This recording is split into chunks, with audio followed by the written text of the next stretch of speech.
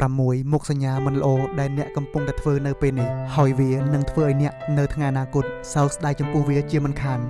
1បន្ទាប់ពីភ្ញាក់ពីដំណេកអ្នកជ្រើសរើសដេកលេងទូរស័ព្ទជំនួសឲ្យការចេញទៅខាងក្រៅស្រូបយកពន្លឺព្រះអាទិត្យ2អ្នករាប់អានមនុស្សដែលមានថាមពលអវិជ្ជមានអ្នកប្រើពេលនៅជាមួយមនុស្សដែលស្រូបយកថាមពលរបស់អ្នកច្រើនខ្លាំងពេក3អ្នកជ្រើសរើសដេកជំនួសឲ្យការមិនធ្វើអ្វីឬមួយចេញទៅហាត់ប្រាណ4អ្នកដេកយប់ជ្រៅដោយសារតែការលេងទូរស័ព្ទដោយគ្មានគោលដៅ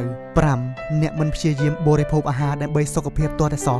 តែអ្នកបែរជាហូបអាហារកែច្នៃនិងអាហារសម្រាមជាប្រចាំ6អ្នកព្យាយាមបង្ខំខ្លួនឯងឲ្យធ្វើការដែលខ្លួនឯងមិនចូលចិត្តព្រោះតែអ្នកគិតថាវាគឺជាការងារដែលធ្វើឲ្យអ្នករលួយបានច្រើនតាមដែលអ្នកស្ទាត់ជំនាញតែតាមការពិតទៅវាមិនមែនអញ្ចឹងទេចាំទុកអ្នកនឹងគ្មានផ្លូវសោកស្ដាយជាដាច់ខាតបើសិនជាអ្នកទទួលបានជោគជ័យនិងមានសេរីភាពផ្នែកហិរញ្ញវត្ថុអញ្ចឹងហើយនៅចាំអីទៀតចេញទៅប្រើជីវិតតាមដែលអ្នកត្រូវការបានហើយអូខេសំណេរមួយនេះអាចនឹងមិនជួយអ្វីបានច្រើនទេតែខ្ញុំក៏សង្ឃឹមថាវានឹងផ្ដល់កម្លាំងចិត្តឲ្យអ្នកបានខ្លះស៊ូទាំងអស់គ្នាក្មេងជនបទអភិវឌ្ឍខ្លួន